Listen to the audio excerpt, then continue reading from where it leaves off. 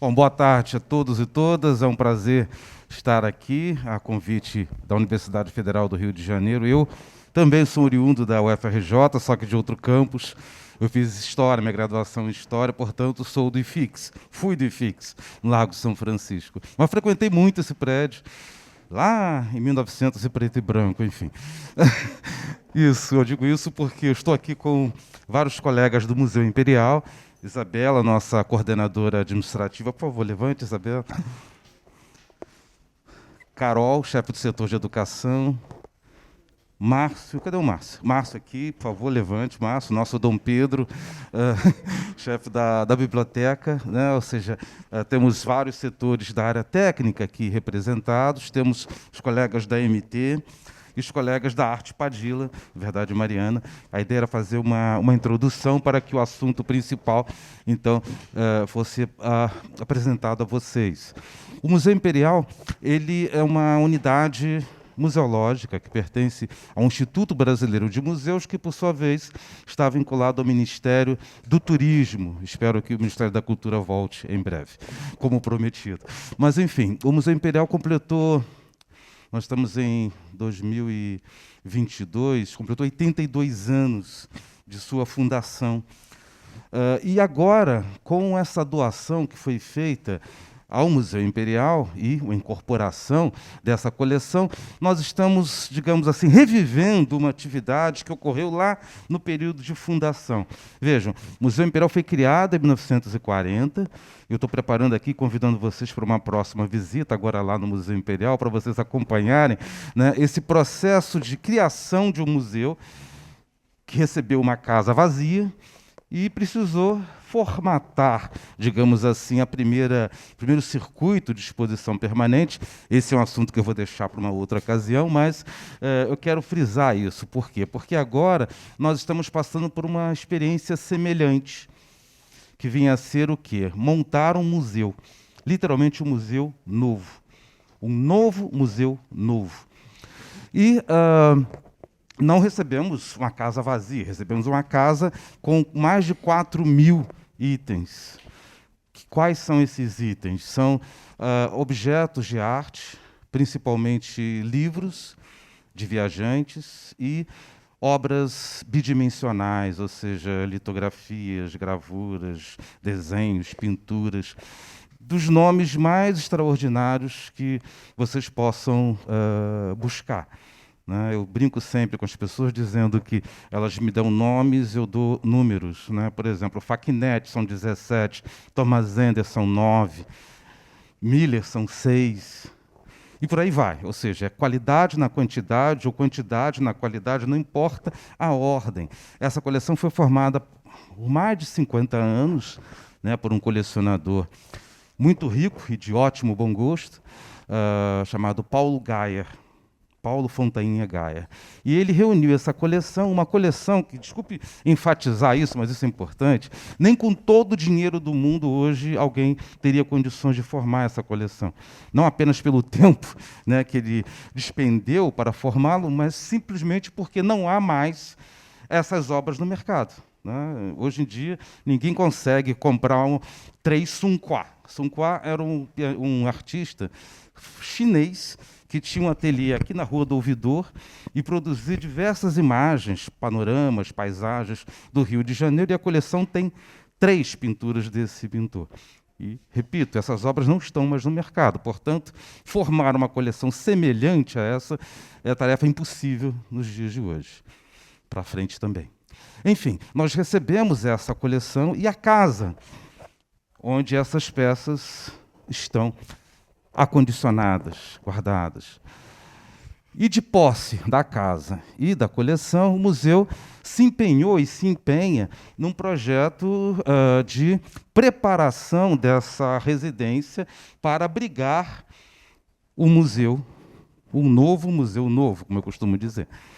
E nós conseguimos, o Museu Imperial conseguiu um patrocínio mediante lei de incentivo fiscal, para a elaboração de um projeto executivo de obras, ou seja, o conceito de museu foi então criado. Todas as obras, todas as atividades necessárias para a implantação, para a instalação desse novo museu novo também foi apresentado, criado, gestado, formatado. E aqui nós temos os colegas da empresa que foi contratada para elaborar este projeto executivo de obras.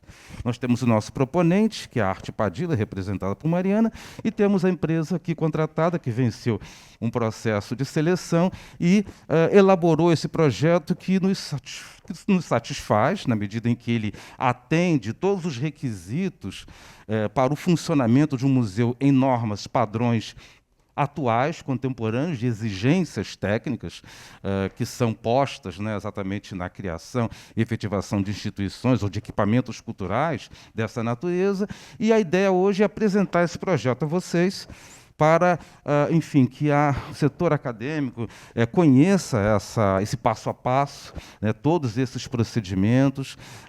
Foi um projeto desenvolvido ao longo de um bom tempo, ao longo de um período de discussão, de interlocução com diversos outros profissionais.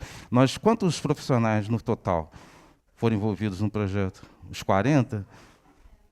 Quase 50. Mais de 50 pessoas de diferentes áreas, desde engenheiros, arquitetos, paisagistas, educadores, historiadores, museógrafos, designers, enfim, é um exército de uma mão de obra especialista, especializada, cada qual na sua área, para a elaboração desse projeto que, repito, foi muito satisfatório o resultado obtido. E a informação posterior é que nós já captamos recursos que possibilitarão o quê? Possibilitarão a implantação e o início dos trabalhos que deverá ocorrer agora no início de 2023. Então, eu espero, muito em breve, poder recebê-los na Casa H, mesmo porque uma das propostas da Casa é que ela também sirva de espaço de produção de conhecimento, não apenas no âmbito dos técnicos do Museu Imperial, mas também em parceria com outras instituições, e a academia é a nossa parceira preferencial. Nós já estamos discutindo isso, principalmente aqui com a Escola de Belas Artes, né? Desse que funciona nesse prédio, vocês todos sabem melhor que eu, enfim, para o desenvolvimento de projetos de pesquisa, para a produção de textos, para, enfim, que utilizem o acervo, ou melhor, a coleção, como objeto de estudo, né, para as suas dissertações, para as suas teses, para os seus trabalhos de conclusão de curso, enfim. São N possibilidades que se abrem, mesmo agora, no período, eu diria, um período de instalação, né, de obras, de preparação desse novo equipamento cultural que será aberto breve, no Cosme Velho, ao lado da Casa Roberto Marinho. Na verdade, é vizinho de muro da Casa Roberto Marinho. Eu já estou chamando aquela área ali de quadrilátero dos colecionadores, né? Porque são várias coleções próximas que convivem ali e que essa unidade, essa concentração irá possibilitar, digamos assim, promover uma revitalização daquela área do Rio de Janeiro, né, com atividades. Acho que a culpa foi minha, que eu acabei abrindo a janela, enfim.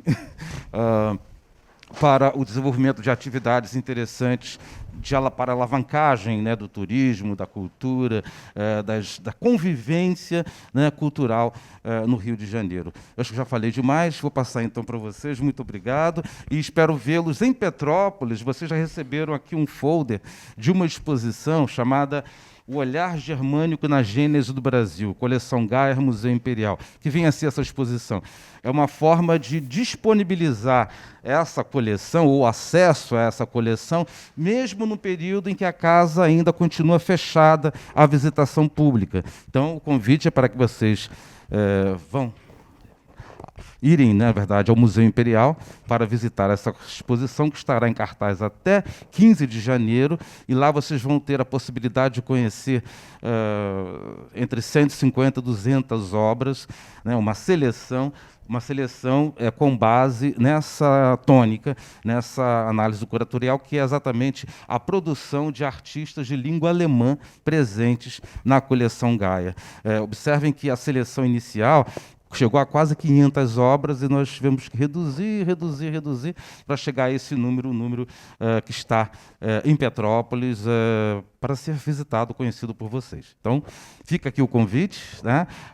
Só avisar quando tiverem interesse, quiserem fazer uma visita coletiva, por favor, nós temos aqui o setor de educação que pode organizar essa recepção a vocês em Petrópolis, e eu posso apresentar, inclusive, a exposição a vocês durante essa visita. Então, vamos lá. Boa tarde a todos e todas. A gente agradece a presença de vocês aqui. E, sem mais delongas, que o Maurício já fez uma maravilhosa introdução, vamos falar um pouco do projeto da Casa Gaia. Esse projeto ele foi realizado através de lei federal da Lei de Incentivo à Cultura e foi patrocinado pela Unipar e produzido pela Arte Padilha, e nós, da MT Arquitetura, fomos os responsáveis pelo projeto executivo. Então, para falar um pouquinho aqui da gente, bem brevemente, nós somos um escritório que foi fundado em 1986, e a MT é um escritório muito tradicional, que faz projetos de diversas escalas, média a grande escala, principalmente projetos de restauro, na área cultural, área de patrimônio, hospitalar, e a gente tem uma ampla experiência nessa área. Me adiantei um pouco. Eu sou a Bianca Ferreira, sou arquiteta na MT, Douglas Pestana também é arquiteta, a gente está representando a equipe. Infelizmente, o Lucas Franco, que foi o coordenador desse projeto, não pôde estar presente hoje por questões de saúde. E, enfim, é um pouco isso. Então, esse é um pouco o panorama geral do nosso escritório. Então, começar falando da Casa Gaia, esse é um pouco o que a gente preparou para vocês, falando um pouquinho desses 5 eixos. Sobre a contextualização. Bom, aqui a gente fez uma linha do tempo extraída da pesquisa histórica, né, que foi feita pela arquiteta doutora em patrimônio Noêmia Barradas. E aí está uma parte, só para a gente ter um apanhado geral. A Casa Gaia foi construída ali no século XIX. Aí ela era uma casa senhorial, né, do período cafeeiro, tem influências da arquitetura colonial. E aí, ao longo do tempo, ela passou por algumas intervenções, né? Essa primeira imagem aqui que está embaixo, ela representa o que a gente chama do primeiro tempo de construção da casa.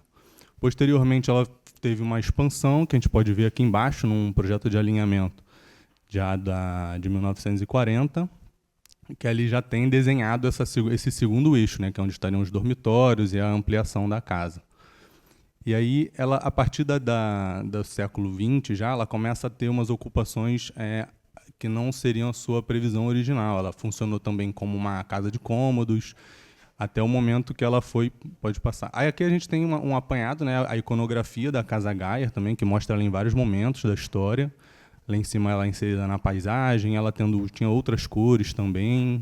Ali em cima já ela está num tom mais branco, aproximado, mas pode passar.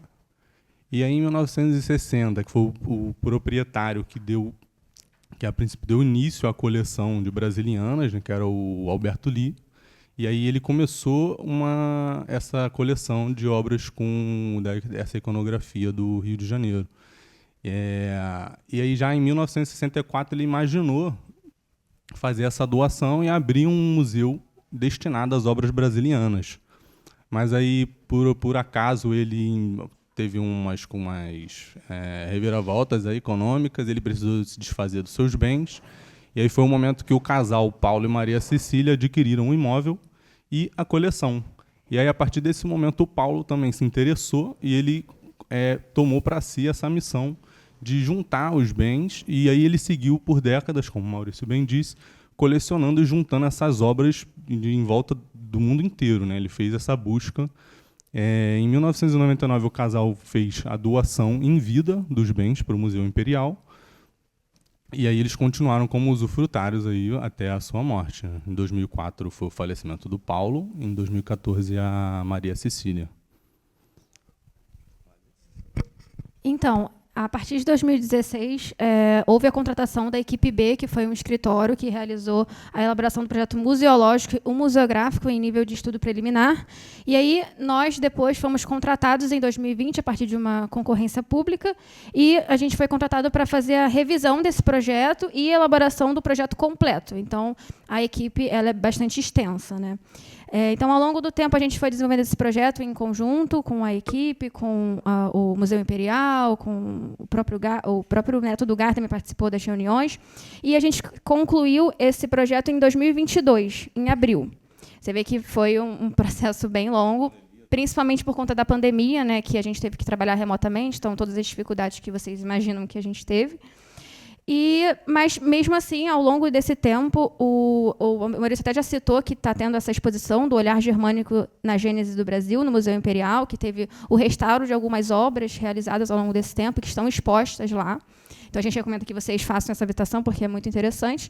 E, atualmente, o projeto executivo acabou, mas a gente já está na fase do andamento do processo de licenciamento junto aos órgãos, que é um processo um pouco lento ainda, e já está nesse início de captação de recursos para a execução da obra. Então, a gente ainda está nesse processo. Então, falando um pouquinho desse projeto de intervenção, né, a MT foi contratada em 2020 para realizar, através do proponente, que foi a Arte Padilha, para realizar esse projeto executivo de restauro e readequação da Casa Gaia. E a gente teve um amplo trabalho de revisão da legislação municipal, edilícia, urbanística, revisão da legislação de patrimônio, todos os dispositivos de proteção a incidentes, a gente fez essa busca. E foi isso. Então, como a gente também já falou, a gente trabalhou durante incansáveis meses ao longo dessa pandemia, e é uma equipe muito grande que participou desse projeto. A gente fez sondagens, fez levantamentos florísticos, fitossanitários, a gente também fez uma catalogação dos bens, uma pesquisa histórica. Enfim, muitos serviços foram realizados ao longo dessa etapa.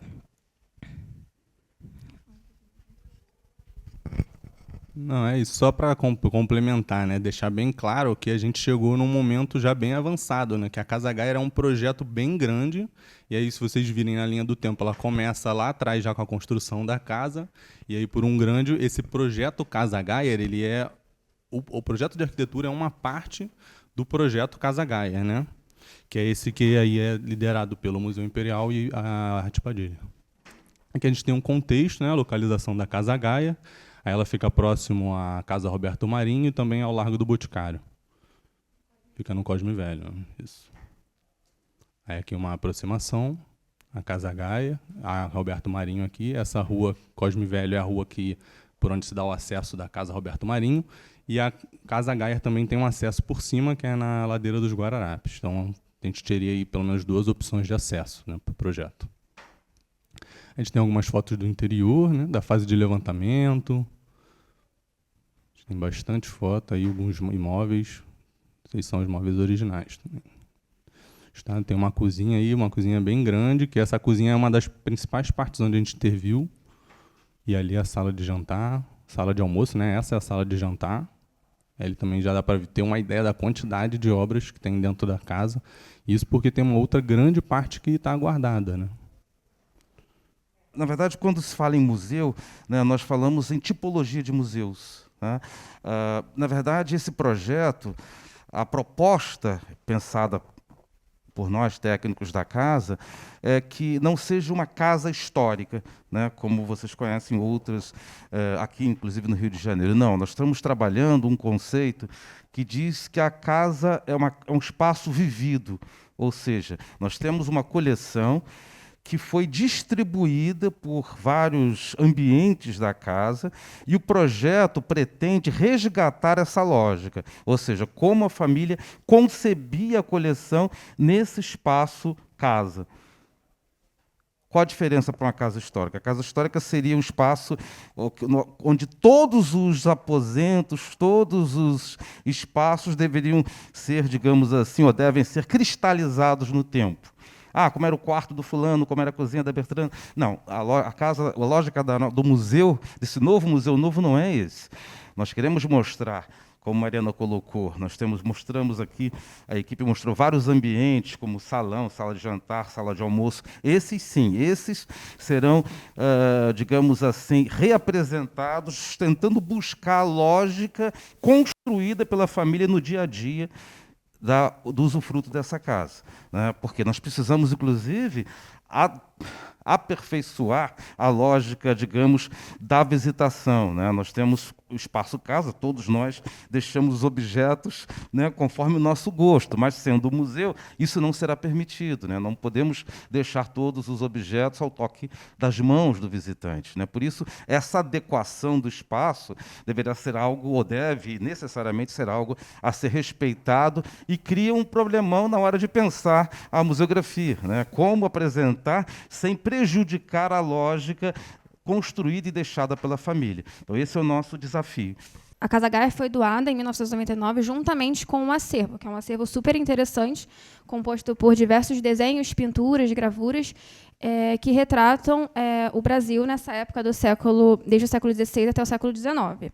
E a gente tem diversas raridades lá presentes, e que estão sendo expostas algumas lá no Museu Imperial, atualmente, né, na exposição do Arte Germânico. Mas, além disso, a gente também tem móveis, louças, objetos de decoração, prataria. É um conjunto muito grande de diversos itens super interessantes. E são 4.255 bens tombados. Então, ele foi tombado em 2014 e é uma das maiores coleções particulares que existem e agora, a partir da musealização, se torna pública. Então, é um acervo muito rico, assim, é muito rico nessa questão. Bom, é isso, o acervo é tombado, mas a casa não. Mas em todo o tempo a gente deu esse tratamento de um bem com caráter patrimonial. Aqui a gente tem as condicionantes da legislação, que é a marcação da área da APAC do Cosme Velho, e ali em cima, em vermelho, a localização do terreno, né, da Casa Gaia. Também uma outra condicionante que sempre esteve muito presente, não tinha como não ser, né, era a presença do rio Carioca cruzando o terreno. E aí esse rio realmente margeia a casa principal e é um rio tombado. Então, e é um trecho a céu aberto também, que é uma raridade do rio Carioca. Acho que tem umas imagens mais próximas. Isso. Aí quando a gente teve que revisar o estudo preliminar, a gente se deparou com essa faixa marginal de proteção de 30 metros, né, que seria o mais restritivo pelo INEA, e o rio é tombado pelo INEPAC. E aí a faixa que sobrava para a gente poder implantar uma edificação para abarcar os novos usos, né, que a gente precisaria complementar do programa do museu, a gente sobrou só um espaço exíguo no terreno que tem acesso pela Rua Cosme Velho, que a gente marcou ali de vermelho, que seria uma implantação inicial. E aí a gente tem algumas diretrizes, né, alguns conceitos que seriam do projeto, aí eu vou ler rapidinho, que seria o partido, que seria o reconhecimento do espírito do lugar, respeito ao ambiente natural e cultural e o contexto. Que aí, na verdade, a gente reconhecendo as várias esferas de patrimônio desse espaço, né? Não só o espaço construído, mas também um acervo e até mesmo, como o Maurício disse, a vida do casal que vivia nesse espaço. Então, a gente respeitou também esse histórico. Passa aí a segurança, as condições ideais de guarda, proteção e conservação do acervo, e aí envolvendo questões de projeto de ventilação e acondicionamento de ar, câmeras de segurança, questão dos acessos, a iluminação, proteção das esquadrias contra raios ultravioletas. Então, foram diversas medidas para preservar o acervo ao máximo. E a acessibilidade, a gente tem um grande desafio, como o terreno que a gente mostrou ele está em aclive. Uma das opções de acesso que se provou a mais promissora para a gente, ela se dava por baixo do terreno. Então, para possibilitar a acessibilidade, a gente precisava resolver isso com qualquer recurso que nós tivéssemos. Seriam rampas, elevadores. E assim a gente conseguiu atender, né, esses requisitos de acessibilidade. Convivialidade seria o diálogo e harmonização entre épocas, antigo e atual, existente e o novo. Isso também foi uma opção que a gente fez pelo projeto de fazer uma aproximação bem respeitosa considerando todo o histórico da casa, né, desde que ela já vem ali, pelo menos a construção que a gente tem notícia, do século XIX, todo o empenho do casal em colecionar as obras de arte. Então, a gente tentou fazer uma implantação e uma construção que dialogasse de uma maneira bem respeitosa. Então, isso sempre foi considerado desde o início. E a inclusão social, que seria o acolhimento das comunidades vizinhas e promover a integração junto ao público visitante. Tem algumas comunidades no entorno, e aí a proposta do Museu Imperial é de incluir essas pessoas no dia a dia do museu, seja com atividade de suporte, monitores, ou ir até abrindo o espaço do jardim para visitação ao longo do dia, para eles usarem como espaço de lazer também. A gente trouxe alguns dos projetos, né? Então, aqui assim, são os que a gente separou, na verdade. Então, tem arquitetura, paisagismo, restauro, acessibilidade, museografia, museologia, sinalização, sustentabilidade e acústica. Foram os que a gente julgou interessantes, né? Além desses, tem vários outros técnicos que serão voltados a engenharias e aos quais a gente precisou compatibilizar também, mas a gente não trouxe por ser muito o tempo e porque a apresentação não é tão... é bem técnica, na verdade, né? E aí seria arquitetura, uma imagem da parte posterior da casa. Aqui a gente tem uma perspectiva, um esquema, mostrando por onde seria esse acesso. E aí, no momento que a gente viu a condicionante do rio, a gente viu qual seria o local que poderíamos implantar esse novo prédio, a gente optou por fazer o acesso por baixo, que, na verdade, era onde era o acesso do estudo preliminar que a gente recebeu. Mas ali não tinha um prédio, então era só uma rampa que fazia o acesso e a acessibilidade se dava até chegar no momento da casa. Então, a gente optou por fazer essa chegada até a casa e até o reconhecimento do acervo em fases, e aí essa construção ela serve como uma plataforma que recebe o visitante e eleva ele até o jardim, no nível do jardim, e a partir do jardim ele tem um percurso suave, usando acessibilidade. Para atingir o patamar da casa, a gente precisou colocar uma plataforma elevatória, mas com isso a gente tentou também transcrever de alguma maneira como que esse acervo se abre para o público. Então, vocês vão ver que essa construção nova ela tem até uma ambiguidade, que na parte voltada para a rua ela é mais fechada, e aí ela se abre para o jardim, que é o momento da descoberta da casa. Então, a gente colocou uma sequência de perspectivas que dá para ficar claro isso. Aqui seria... Até a própria rua já é inacessível, né? Porque é uma ladeira, mas acaba que a gente não tinha muito para onde fugir. E aí a gente fez uma pequena intervenção no muro, mantivemos o muro original, e ali tem uma vista dessa nova edificação e da guarita, né? Aqui seria uma vista dessa parte de baixo, da recepção. A gente precisou colocar algumas vagas também, para atender a legislação, né? Questão de vaga de idoso, para gestantes, acessibilidade também. Isso é uma vista voltada para a rua. Essa é a fachada da edificação nova. A gente tentou manter embaixo ali uma área mais técnica de apoio, né? Porque eles vão precisar ter vários funcionários terceirizados.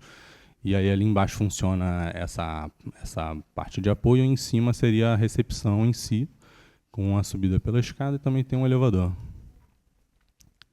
Aqui são as plantas, a gente pode dividir ela em duas situações, que seria a área pública sem coleções, que é essa parte de recepção, que tem sala multiuso, um café, os banheiros e uma pequena loja, e uma área restrita sem coleções, que seria essa área de apoio para funcionários, aqui embaixo, que seriam vestiários, medidores, depósito, um vestiário acessível, uma copa, uma pequena área de estar também ali, para horário de descanso.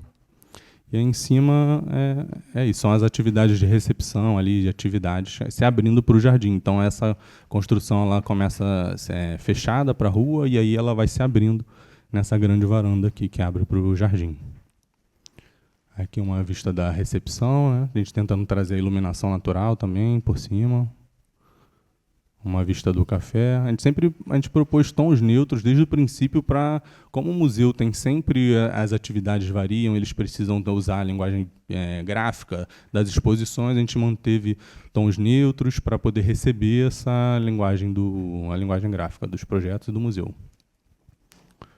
Aqui seria essa vista da varanda que se abre para o jardim. Aí seria a vista, né, que é o momento da descoberta desse jardim e da casa, com essa paisagem maravilhosa, com o Cristo Redentor atrás. Então seria uma maneira de valorizar a presença da casa. Então, em todo momento a gente tentava fazer isso, manter a casa ao máximo, do jeito que ela era, e essas divisadas principais também. Só para mostrar como é que a rampa ela fica bem lateral também, isso foi uma coisa que a gente buscou. A gente fez um pequeno movimento de terra aqui para evitar que todos os requisitos de segurança das rampas bloqueassem esse jardim.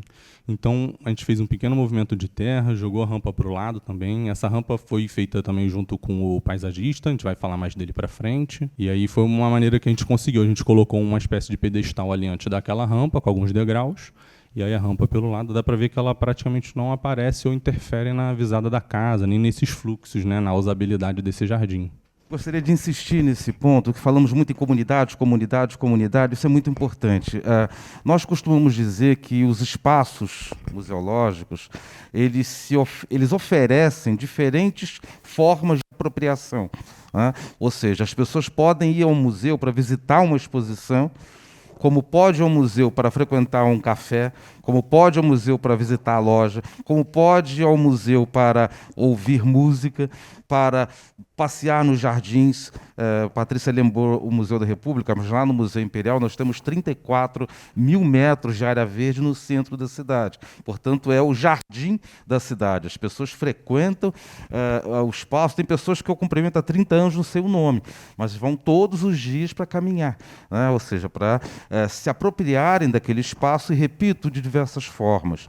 Qual a ênfase aqui dada à questão da comunidade? Porque ali nós temos os moradores do Cosme Velho, duas classes sociais, vamos assim, né? As pessoas que moram na comunidade e as pessoas que moram naquelas casas, pessoas com uma classe social mais abastada. A ideia é que esses públicos também usufruam do espaço da Casa Gaia, né? Aquele platô, né? Exatamente aquele platô ali próximo à casa, nós estamos chamando ali já do nosso palco, um local onde poderemos oferecer um quarteto de cordas ao final da tarde, um concerto de violão, um coral dos meninos da comunidade, o Cerro Corá, ali do lado, enfim. Nós queremos justamente promover essas ações que possibilitem diferentes formas de apropriação do acervo, que não é apenas a coleção, é um acervo natural, né? É um acervo de vivência, de frequência e vivenciamento de pessoas nesse espaço ou nesse equipamento que está sendo preparado. Até considerando o conceito de casa vivida, de a varanda funcionar como uma recepção. Porque antes, como o casal acessava a casa pelos fundos, o acesso consolidado ficou a entrada dos fundos da casa. E aí, o momento que sempre a casa era vista era sempre por trás. Então, acabou que esse fluxo, de alguma maneira, ele se manteve nas outras propostas. E quando a gente entrou no projeto, a gente propôs essa alteração, que seria de usar a varanda como um acesso e, de verdade, manter o fluxo do visitante na casa, que seria como se o casal estivesse recebendo alguns amigos, com a entrada pela fachada principal. E aí ele entraria para a direita ali na sala de música, e aí na sala de estar. Aí tem uma antessala aqui, que seria de caráter mais privativo, que é onde fica a escada, mas seria só um atravessamento até a sala de jantar, é ali onde está a escada. Aí seria a sala de jantar, e aí o percurso continuaria até a sala de almoço. E aí só nesse momento, ao invés da gente colocar o fluxo saindo pela varanda de novo, a gente colocou ele seguindo até a parte de trás, porque ainda tem o pavilhão, que também é um grande cartão postal da casa e do acervo também. Aqui era onde seria era uma garagem, aí que foi onde a gente precisou fazer uma intervenção um pouco maior, elevar a laje e também tudo sempre buscando não demolir e reconstruir de novo, porque tem a questão do rio, e aí seria mais complicado a gente fazer uma licença de construção. Então, na verdade, aqui a gente está pedindo uma licença de alteração de uso. Sempre com muita troca, né, com o pessoal do Museu Imperial, tem os super museólogos lá que ajudaram a gente também bastante, de chegar nesse entendimento do projeto.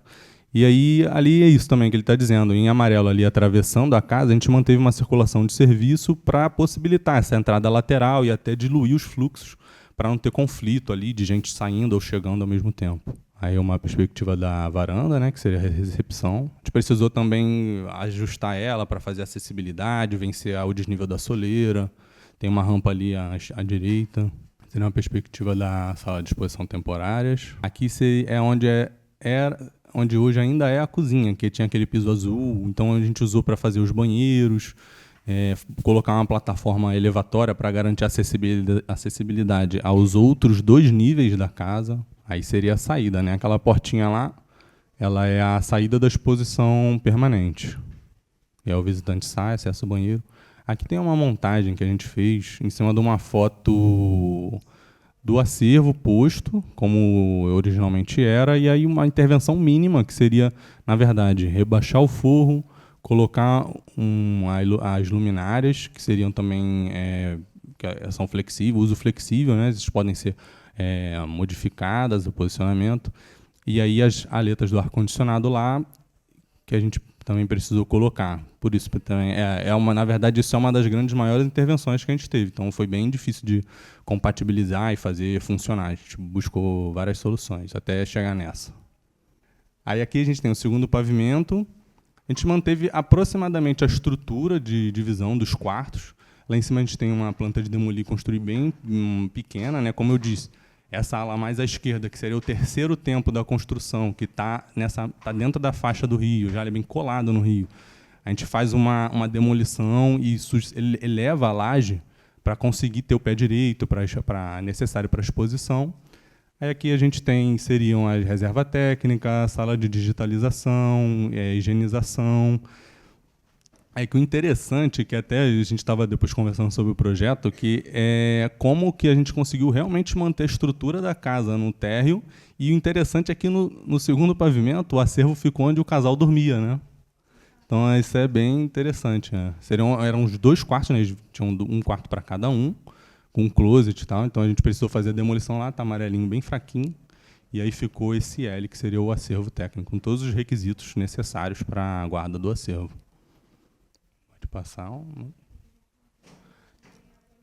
sim, E aí nessa ala aqui à esquerda a gente colocou o corpo administrativo do Museu Imperial, né, com área de trabalho, reuniões e uma copa voltada para eles. Aqui nessa área de cima, hoje era como se fosse o quarto dos empregados que trabalhavam diretamente na casa, que seria o motorista, o pessoal, né, era alguma coisa assim, né? Isso. E aí tem um torreão, que seria o terceiro pavimento. E aí a gente manteve exatamente a estrutura. Ali mais à esquerda, onde está o T, né, que seria o sótão, é onde a gente colocou algumas máquinas de ar-condicionado. Outras ficaram fora também, as condensadoras, acredito. Aí aqui à esquerda é onde a gente conseguiu colocar a plataforma. Acaba que a gente não tinha outro lugar para colocar, né? Então a gente manteve onde tinha um elevador na casa, fez as aberturas necessárias, né, por questões da dimensão. E aí é uma plataforma que abre para 3 níveis, na verdade. Ela tem essa abertura dupla aqui em cima, e embaixo ela abre para um terceiro. Também foi um outro ponto crítico aí do projeto. Tudo bem. Esse é o pavilhão, que a gente estava dizendo que é o cartão postal, que seria o escritório ali do Paulo Gaia, né? Eles chamavam de salão, e é onde ficou bem conhecido mesmo. Acho que a gente trouxe algumas fotos bem icônicas até, deve estar mais para frente. E ele também, a gente manteve a estrutura, e sempre foi um posicionamento do Museu Imperial, de manter aquela estrutura, mas aí com todos os novos requisitos, as rampas. E aqui a gente fez uma pequena demolição só para fazer uma sala de quarentena, para caso de ter algum acervo que precise de manutenção, ou vamos supor, um sofá está com cupim, aí coloca naquela sala isolada para ele não manifestar em outros, não contaminar os outros itens da coleção. Essa é a foto que é bem icônica. Provavelmente, se vocês procurarem Casa Gaia no Google, vai aparecer isso aqui. Então, que na verdade, eles tinham tantas obras que eles começaram a prender no teto. E aí tomou essa forma super característica e fez muito sucesso. Virou uma referência. Mas, museologicamente falando, para a conservação, não é o ideal. Então, nós vamos fazer reproduções, colocar no teto, e essas obras vão ficar acondicionadas como devem, né? Na vertical. Por que isso? Óleo sobre tela da craquelê, com a gravidade, com a tendência cair, né? E quando, isso vocês já devem ter reparado na casa de vocês, porta-retrato. Com o tempo, né, a foto fica grudada, às vezes, no vidro.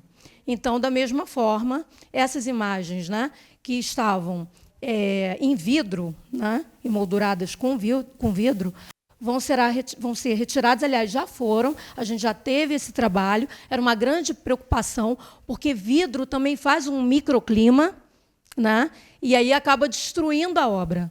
Okay? Então, essa é uma intervenção que a gente vai fazer, mas mantendo essa característica, né, esse ambiente que foi tão conhecido, né, e destacado antes mesmo da doação, né, para o Museu Imperial. Bom, aqui vamos falar um pouquinho do projeto de paisagismo, que foi feito pelo Estúdio Eduardo Barra, que é o Eduardo Barra paisagista também, que é aluno dessa faculdade também. Já foi, né? Há bastante tempo.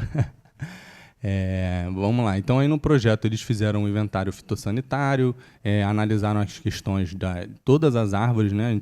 Os topógrafos vieram, fizeram o levantamento dos pontos das árvores. Depois vieram os biólogos junto com o paisagista e fizeram o levantamento de quais seriam as espécies e a situação fitossanitária delas. Então, eles fizeram um estudo e aí também tem um plano de manejo que ele elegiu quais seriam as árvores a serem removidas, quais seriam realocadas ou que precisavam de atenção, cuidados especiais. E aí foi um trabalho muito interessante do Eduardo, que foi feito com bastante cuidado e sensibilidade também. Aqui tem algumas plantas do projeto dele. Ali seria a parte do acesso, da edificação de apoio, com os jardins, a eleição das espécies, vegetais. E aí também é isso, ele só usou árvores nativas. Aí ali tem uma quantificação ali que a gente fez, que seriam 1.488, são 25 espécies nativas diferentes de vegetação. Então, um trabalho bem bonito aí do Eduardo. Ali em cima também no parterre, a gente fez uma pequena modificação na geometria dele para tornar ele mais simétrico e poder comportar o percurso lateral, a rampa. O Eduardo também muito ativo na questão da acessibilidade, na resolução desse problema no terreno, um grande parceiro nosso. Aí também seria o projeto de acessibilidade, que também andava lado a lado com o projeto dele, projeto de paisagismo. Só foram várias discussões até a gente chegar nessa solução. E aí tem o percurso ali com o piso tátil também. Então a gente tentou seguir, como é uma requalificação, a gente tentou seguir ao máximo possível o que a norma exigia. Então, assim, tá um projeto bem acessível, mas é claro que a gente não consegue atender todos, porque senão assim, é cobertor curto, né? Ou se a gente coloca todos os requisitos, a gente acaba dificultando a fruição do espaço e tudo mais. Bom, aqui tem as rampas, a plataforma elevatória perto da casa, alguma modificação no piso também, porque atrás tem um piso que seria um pé de moleque, e aí também não é nada amigável para pessoas em cadeira de roda, e então a gente fez uma espécie de um tapete por cima, para poder ter esse... ou com dificuldade de locomoção. Também é muito importante que... quer falar da Isabel, que você fez lá? Vai aparecer. Tá bom, bem legal. Pode passar. E são alguns zooms, né? Aqui seria isso aqui foi um produto que a gente fez para poder aprovar o projeto no INEPAC. Como o Rio é protegido, então a gente precisou apresentar um projeto, um anteprojeto, mais uma perspectiva, e também foram lá, fizeram uma visitação com a gente. E aí essa seria assim, um produto que a gente já fez, sei lá, deve ser no meio do projeto, basicamente, provavelmente. Aí aqui a gente tem um projeto de restauro, que o responsável técnico foi a Noêmia Barradas, também, que é a arquiteta, a doutora, que também é super parceira, ajudou bastante a gente. E é muito aprendizado, né? Vocês podem imaginar, a Patrícia levanta para falar alguma coisa, a gente já fica uma oportunidade incrível de aprendizado mesmo, esse projeto. Aí a MT também trabalhou junto com a Noêmia fazendo os desenhos, a produção, fazendo o levantamento, inventário das esquadrias, enfim, um trabalho enorme. E aí aqui tem o mapeamento de danos. Isso aqui é um produto também que precisou ser apresentado no IRPH para poder aprovar o projeto. Aqui a gente tem um mapa que mostrando quais serão os revestimentos mantidos ou que teria algum revestimento novo. E aí, basicamente, a gente pode ver que a parte social ali da casa foi preservada. Só na varanda a gente precisou, por causa de acessibilidade, nos banheiros também, obviamente. e onde era a garagem, que vai ter uma alteração de uso também.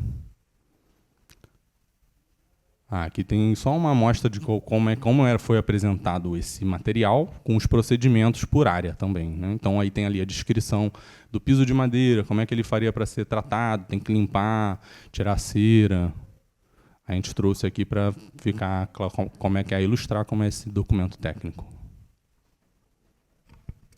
Então, falando um pouquinho da acessibilidade, o responsável técnico foi a MT junto do arquiteto paisagista Eduardo Barra, principalmente na parte externa. Então, só para salientar uma coisa que o Douglas ia falar, que o projeto de acessibilidade foi um projeto pensado com muitas pessoas junto. Inclusive, tem uma funcionária do Museu Imperial, que é a Isabel, que a gente fez, ela é cadeirante, a gente fez uma visita com ela no terreno da Casa Gaia, a gente fez todo um percurso, enquanto ela foi apontando tudo o que precisava ser feito. A gente levou o nosso projeto e foi discutindo. Então, foi um processo muito rico, assim, de muita aprendizagem. E aqui, falando um pouquinho de tudo que a gente conversou e tudo que a gente implementou, a gente, basicamente, fez a colocação de rampas para acessibilidade, as plataformas verticais para vencer certos desníveis que as rampas não conseguiriam, porque todo mundo aqui sabe que a inclinação tem que ser muito pequena, então, se a gente botasse rampa em tudo, ia consumir todo o gramado que tem aquela intenção do gramado ser aberto ao público, para ser um espaço de fruição. Então, a gente ia acabar destruindo ele inteiro. Então, a gente elegeu pontos para rampas e pontos para plataformas. Voltando aqui. E aqui também um pouco do que a gente fez junto do Eduardo Barra, que foi a colocação desses pisos podotáteis, através do percurso principal, né, e atendendo tanto a área dos elevadores quanto a área das escadas, porque a gente tem que lembrar que pessoas com deficiência não são apenas cadeirantes, elencam um grande número de pessoas, pessoas com dificuldade de locomoção, dificuldade de visão, então a gente tem que pensar em tudo isso. Aqui também são os exemplos das rampas que a gente fez, que a gente colocou os pisos de alerta, os guias de balizamento. A gente também pensou num tipo de piso também que fosse acessível, tanto para cadeirante, quanto para pessoas com dificuldade de locomoção, pessoas idosas, grávidas, tudo mais. Aqui são alguns detalhes, a gente trouxe esses desenhos mais para ilustrar vocês, para vocês verem um pouquinho do que compõe esses produtos, né, dessas disciplinas. Dos detalhamentos que a gente precisa fazer, né, do tipo de corrimão, do jardim, de tudo. A gente também fez a proposta da inclusão dos sanitários PCDs, né? Então, toda a casa principal possui sanitário PCD, tanto no térreo quanto no segundo pavimento. A edificação de apoio também possui, também tem previsão de vestiário para acessibilidade, com tudo incluído, né? Tudo que a norma pede e que é muito importante. E foi um pouco isso, assim, o projeto de acessibilidade. Foi um grande desafio. A gente fez o máximo que dava com as condicionantes que a gente tinha, mas, no fim, a gente pode considerar a Casa Gaia um projeto acessível. Aí, um pouquinho da museografia, que foi um projeto desenvolvido junto da Sônia Salcedo, Débora Anjos, elas são arquitetas, o Marcelo Camargo e o Rogério Emerson. O Rogério é responsável pela iluminação e o Marcelo Camargo pela parte de cenografia. Então, eles foram os responsáveis técnicos. A parte da museografia é justamente essa parte da questão da fruição do espaço, como se fosse um projeto de interiores, considerando essa coisa das obras, do acervo, do fluxo de visitação e tudo mais. Então, os conceitos principais que elas adotaram foram esses daqui, que é a questão da realocação das obras existentes, que foi o que o Maurício falou para a gente aqui enfatizar. Que a questão não é reproduzir fielmente a casa, e sim trazer o espírito do lugar, trazer o conceito, né? A gente olhar e perceber, isso aqui é uma sala de música, é uma sala de jantar. Então, a gente buscou trazer, eles, juntamente com a gente, né, buscou trazer todo esse conceito. E também reposicionamos essas obras ao longo das salas para valorizar essas obras desses artistas consagrados. E a gente fez... Oi? Remover, a gente teve que guardar alguns, porque, como vocês viram, o acervo é muito grande, então a gente teve que realocar muitas obras para ficar guardado na reserva técnica. Exatamente. A gente teve essa adaptação desse mobiliário por conta da acessibilidade, então todo esse percurso feito ele é acessível. Então, a gente teve também que reduzir algumas mobílias, né, para caber essa condicionante. E teve todo um projeto de iluminação cênica, né, expográfica, para também valorizar as obras e também conservar as obras, porque também não pode ser simplesmente qualquer iluminação. Porque, como a Patrícia falou, que as obras que ficam no teto também sofrem essa incidência solar, também sofrem a incidência dessa iluminação artificial, desses raios UV. Então, as obras precisam ter toda uma proteção, toda uma película, enfim. E a questão do percurso acessível, como a gente já enfatizou. Aqui, também, para ilustrar algumas imagens de umas elevações, de como seria o posicionamento desse acervo. Então, tudo isso é pensado através de uma curadoria feita pelo Museu Imperial, do posicionamento dessas obras.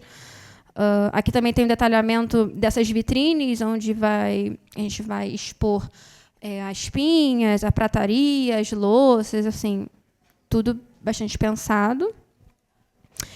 E agora sobre o pavilhão, que, como a Patrícia também já tinha falado, que as obras do teto a gente não pode manter, né, por questões de conservação mesmo desse acervo. Então, a gente teve que fazer um facsímile, que é basicamente uma imitação dessas obras no teto. E esse é o único lugar de toda a exposição que as obras não são originais, vão ser reproduções dessas obras. E aqui eles fizeram um levantamento de todas essas obras para reposicionar no lugar correto, no lugar certo. Então, foi um trabalho bem interessante. Aqui, né, tem um pouquinho do que a gente estava conversando, e que esse espaço vai ser um espaço que a gente vai colocar um projetor para ficar passando uns vídeos sobre o Museu Imperial, sobre a família Gaia. É um espaço de descanso também dos visitantes. Essa área externa aqui é muito interessante, do pergolado, também uma área bem aprazível. E é um pouco isso. Aí, sobre a museologia, o responsável técnico por esse projeto foi a Museu, que são das museólogas Daniela Camargo e da Mariana, e um pouquinho da museologia, né? Eles desenvolveram um plano de conservação do acervo, que basicamente contém essas diretrizes de armazenamento, conservação, esses critérios de preservação desses bens, tanto os bens móveis quanto os bens imóveis. E eles fizeram até um inventário de todo esse acervo que compõe a Casa Gaia, né? Das alfaias, das obras de arte, dos livros e desses bens integrados. E eles também desenvolveram um projeto museológico, que basicamente pautado nesses 4 pilares, que é a importância dessa coleção, que é uma coleção muito rica, que é composta por mais de 4.000 itens tombados pelo IPHAN, a Casa Gaia como um centro de referência na pesquisa da temática das brasilianas, promover esse diálogo com um público diverso, né, com essa ênfase nas comunidades vizinhas, e também ter o item de sustentabilidade, com estratégias de diversificação de fontes de recursos. Então, essa foi a missão, a visão e os valores escolhidos, né, para a Casa Gaia. Elas também realizaram o inventário dos bens integrados, que são 120 itens que são compostos por esses elementos decorativos, como arandelas, azulejos, colunas, pilastras, esculturas. Então, além desse acervo dessas obras internas, também tem a parte externa, a parte que fica ali mais integrada com o paisagismo. Então, essa parte também teve um diálogo muito grande com o arquiteto paisagista de realocação também desses bens. Elas fizeram umas fichas também para restauro desses itens. E, enfim. Aqui é um pouquinho da reserva técnica, que a gente fez o projeto em conjunto com elas, tem a especificação de todo esse mobiliário técnico, a partir de trainéis, de painéis deslizantes, para acondicionamento dessas obras. Precisa ser um mobiliário específico. Aqui umas imagens de referência, né, desses modelos que a gente adotou, desses painéis, e como ficaria o condicionamento dessas obras. Aqui mais um... A gente também teve esse desafio de alocar, além desse acervo de bens, de obras, né, também do acervo do mobiliário. Então, a gente teve que pensar também em equipamentos que pudessem comportar os sofás, mesas, que a gente não conseguiria utilizar na exposição. Aqui também a gente tem o condicionamento de tapetes, por exemplo, que tem muitos tapetes lá na Casa Gaia, e acaba que a gente também teve que fazer a retirada de alguns por questões de acessibilidade, então teve que pensar no acondicionamento de tapetes também. Aqui sobre a mapoteca, né, para guardar essas iconografias. E esses trainéis. Enfim, sobre a sinalização. A gente está acabando, tá, gente? A sinalização foi feita em conjunto com a MT Arquitetura e a PVDI Design. Mostrar um pouquinho para vocês. A sinalização também é um item muito importante para ser feito e a gente dividiu ela em alguns itens, que tem a sinalização do ambiente, a sinalização reguladora, interpretativa e as etiquetas. Eu vou mostrar um pouquinho cada uma delas, para vocês conhecerem. Aqui são umas plantas com a localização de cada um desses itens de sinalização. A gente sempre buscou o melhor posicionamento, considerando os percursos possíveis e considerando os diversos tipos de visitantes. Aqui é um pouco o exemplo de como ficaria essa programação visual. A gente buscou adotar tons neutros para não ter um impacto muito grande com a obra e com a própria programação, né, da identidade visual. Buscou também adotar esses pictogramas mais simples, com essas linhas mais minimalistas. Aqui umas imagens da sinalização informativa, né, dos ambientes. Tudo isso a gente desenvolveu em parceria com eles, né? Um pouquinho das manchas gráficas, onde fala um pouquinho de cada ambiente. Aqui são as etiquetas que ficam embaixo de cada obra. Até isso a gente também precisa pensar. Aqui é a sinalização direcional, né, em relação ao direcionamento dos espaços. E essa daqui é a sinalização direcional dos totens, que é uma sinalização externa. E por que ela é a única que é colorida? Basicamente, todas essas externas, por que elas são coloridas, né? Acabou que não tem a imagem. Mas porque, como ela fica numa área externa, precisa ter esse contraste visual para você conseguir identificar onde você vai poder olhar para saber se guiar. Então, a gente teve que colocar essa cor, e essa cor também faz parte da programação, esse vinho. Também foi uma questão muito discutida internamente, junto do museu, se essa cor é mais interessante. A logo também, né, foi desenvolvida por eles, acabou que a gente não falou sobre. Mas aparece até aqui nessa primeira imagem, né? Essa logo desenvolvida pela PVDI também. Enfim. E sobre... Quer continuar? Que tem o projeto de sustentabilidade também, que já são algumas questões consideradas durante o projeto de arquitetura e que a gente fez com o auxílio da ON Arquitetos, que também ajudaram a gente a consolidar as decisões e até trazerem algumas soluções para o projeto.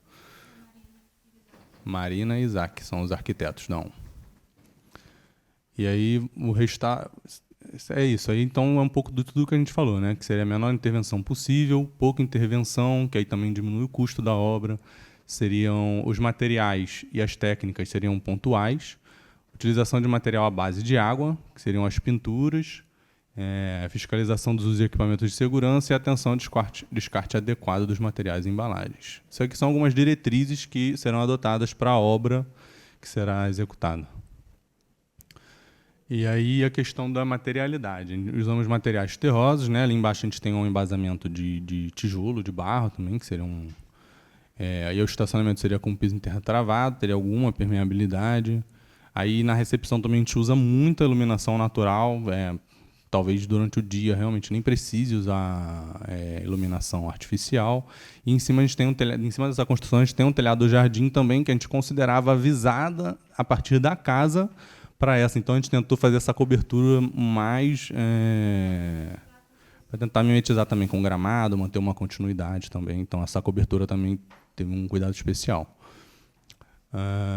E aí seriam as questões, né? A gente tem ali no 2, que seria uma grande abertura com esse painel vazado de tijolo que permite a circulação. Ali tem uma ventilação cruzada também para os vestiários. O vestiário é sempre uma área muito úmida, então a gente tentou manter ali uma ventilação constante para não ter outros problemas de mofo ou fungo.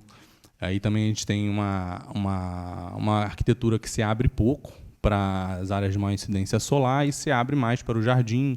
E aí, nas áreas que precisa, a gente resolve com um grande beiral ou com painéis laterais também, que ajudam nesse... A gente não trouxe, mas a gente fez um estudo de insolação também, quais seriam as situações do ano com menor incidência. Aí seria essa varanda para a direção sul e leste.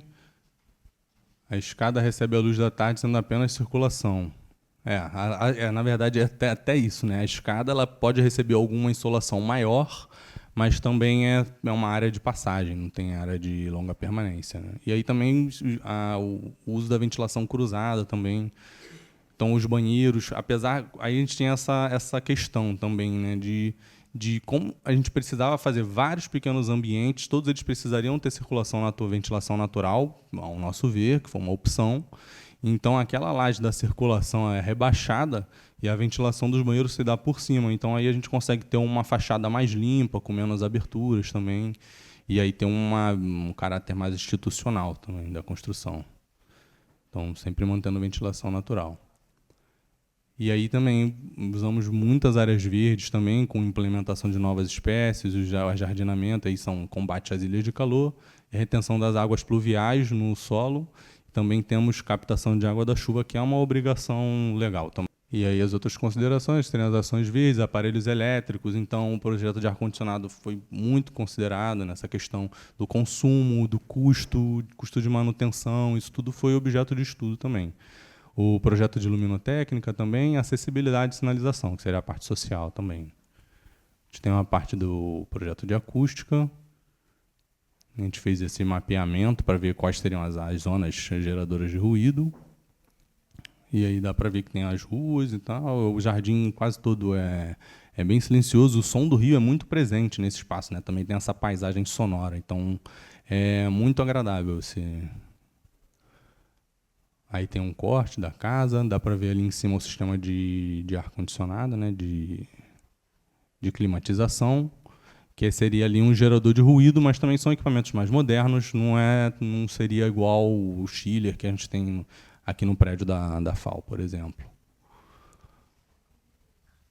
Aí, vamos lá. Aí seriam os forros modulados. São alguns materiais, né, forro de gesso acartonado, sim, do projeto, nas áreas de maior geração de ruído, que seria ali no banheiro, que é aquela área de descompressão, que as pessoas acabaram de sair da visita, a gente usa um forro acústico para tentar dar um tratamento melhor também. Então, esse material foi pensado para isso. Em cima também a gente tem as divisórias de drywall, na área administrativa, que a gente faz isolamento entre os ambientes, e o forro de gesso acartonado com manta de lã superposta também, por causa da questão do ar-condicionado. Esse aí seria um corte da edificação de apoio, né, que seria uma nova edificação proposta. E a gente tem a sala multiuso e a varanda, que acabam sendo 2 polos geradores, mas também não tem interferência direta com a exposição, que precisa de mais silêncio para contemplar. Então, também seria uma questão mais tranquila. Aí seria, então, o forro modulado. Aqui parece até uma parte técnica, que seria onde teriam as bombas também, né, que poderia ter uma geração de ruído também, mas aí a gente faz um isolamento com esquadrias. A guarita também tem uma questão ali que é o gerador, que é um motor de caminhão, basicamente. Então, gera muito ruído, mas o nosso entendimento é de que ele não vai acontecer por um longo período e também não vai interferir tanto no uso do museu, porque se faltou luz, você espera um pouco, espera a luz voltar uns 10 minutos e tal. Então, é um ruído ali, mas vai ser uma situação bem exclusiva, né? Bem específica, né? E aí tem a equipe técnica, tentamos listar todo mundo que participou, e é uma grande equipe, tem a equipe do Museu Imperial, então nós somos parte disso. E aí a MT é o que a gente chama de MT expandida, que seriam todos esses parceiros que costumam sempre trabalhar com a gente. Então, aqui na nossa equipe de arquitetura, tem já pessoal aqui, tem alguns alunos que estudam aqui ainda também, que foram nossos estagiários. O Lucas Franco e o Luiz Cláudio foram nossos coordenadores. A Noêmia Barradas, Clara Buckley, também não foi citada, o pessoal de museologia foi, museografia também, Eduardo Barra, Isaac Amir, Marina Castanheira. Depois a gente pode colocar algumas matérias, algumas novidades lá no site da MT sobre o projeto, se alguém tiver curiosidade. Algumas matérias, a história completa da Casa Gaia é muito interessante, vale a pena ver. Isso aqui também é muito importante citar isso, porque a Padilha tinha a orientação do Jorge Astorga, que ele, na verdade, era nosso fiscal, mas foi uma experiência muito boa, porque o Jorge já ajudou eles a consolidarem o produto que a gente precisava entregar. Então, era um caminho claro que nós tínhamos, e esse era um dos produtos que ele colocou, que a gente precisava entregar. Isso aqui ajudou a gente de uma maneira incrível, porque sim, evitou a gente de ter voltado na Casa Gaia pelo menos umas 50 vezes, com certeza. Agora, até outros projetos que a gente tem feito, a gente tem colocado isso também, porque vale a pena, sempre vale a pena.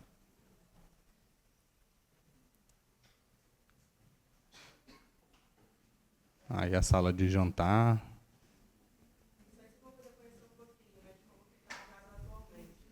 Sim. Ali atrás era uma porta, que era um armário, a gente vai usar ela como porta de saída também. Transformar o armário.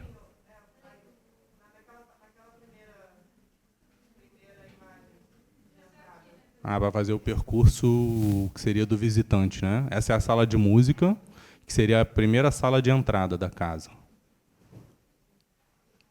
E depois tem aqui uma antessala, que seria no primeiro tempo da casa, era a entrada principal, que seria daquela fachada que tem 3 andares, que uma das imagens que a gente mostrou antes.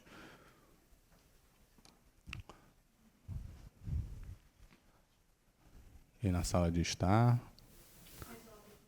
Sim. Aqui já está com poucas obras que o Museu Imperial já retirou para fazer o acondicionamento correto. Então, nessa mesa também, o Márcio sempre conta para a gente que tinha um monte de pinha aí, em tudo quanto é lugar. Tem algumas fotos que mostram isso. É muita coisa. Esses são alguns dos sofás, como a gente disse, que a gente precisa retirar, realocar para poder ter a circulação, os tapetes, ó, que vão para o acervo. O teto a gente precisou rebaixar um pouquinho por causa do ar-condicionado. Ali dá para ver como é que eram os quartos, né?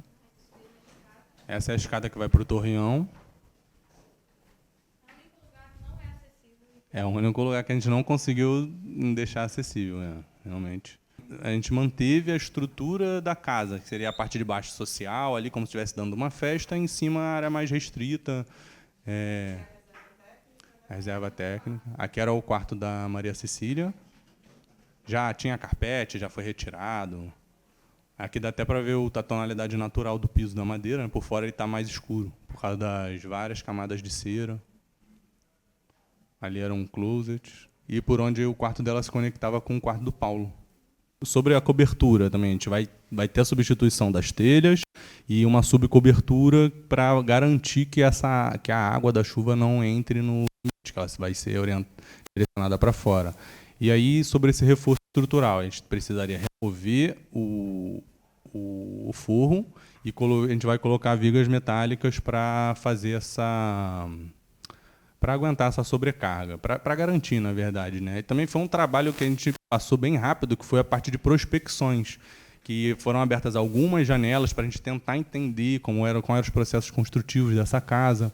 E aí ficou bem claro, a gente entendeu qual era o nível de materialidade do primeiro tempo, do segundo tempo, que foi construído pouco depois. A gente já via que as paredes eram mais esbeltas. Mas aí a gente descobriu também que a gente achava que era uma parede robusta de pedra, e não era. Eles tinham uma parede estreita, com mais um enchimento de tijolo baiano para assimilar a espessura da parede do primeiro tempo da casa. Então, a gente contava que a gente conseguiria apoiar as vigas direto na alvenaria histórica, e a gente foi descobrindo que não era bem isso também. A gente viu também que a casa sofreu uma grande intervenção na década de 60, ali, depois que o casal comprou, né? Porque também tem várias vigas de concreto já, então a casa já tinha sido bastante mexida mesmo. E era o elevador principal, e aqui é uma entrada que dava acesso para o cômodo dos funcionários do casal, né? A plataforma fica basicamente nesse lugar. E o pavilhão tem?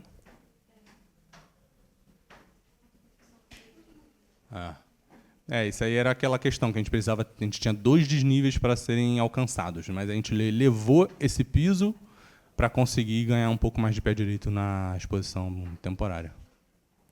Essa seria uma circulação só de funcionários, na verdade, né? Você vê que a isolada ela dá direto para a cozinha. Essa é a cozinha onde hoje vai ficar o banheiro. Então a gente tentou a gente manteve as janelas e aí elas funcionam também para ventilar os banheiros também, trazendo ventilação natural. Acho que é isso, né?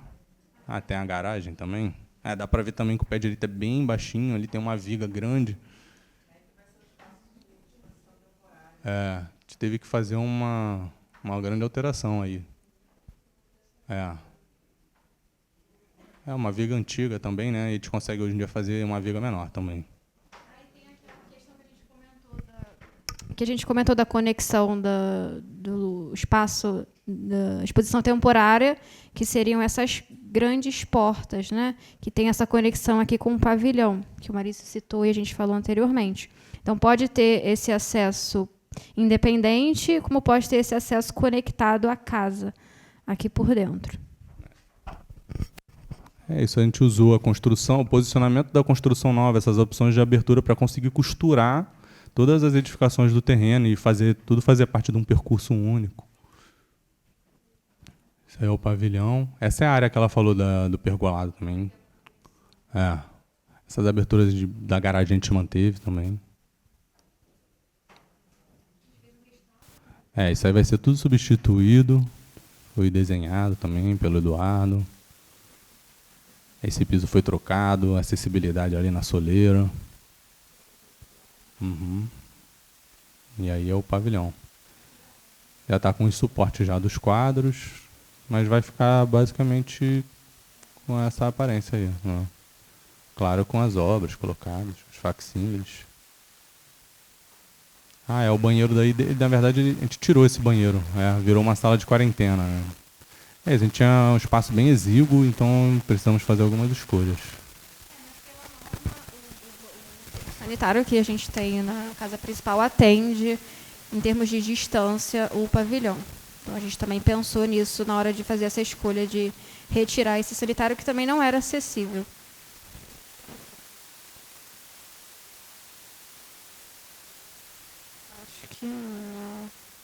Acho que não tem lá fora. Não.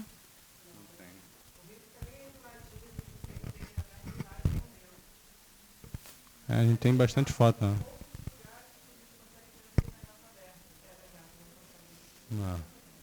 Depois eu vejo se eu coloco alguma imagem lá, eu boto um rio lá, umas fotos do rio no site. Tem umas fotos legais também da ponte. Acho que é isso, pessoal. Essa era só para finalizar mesmo o passeio virtual, para ver um dos produtos.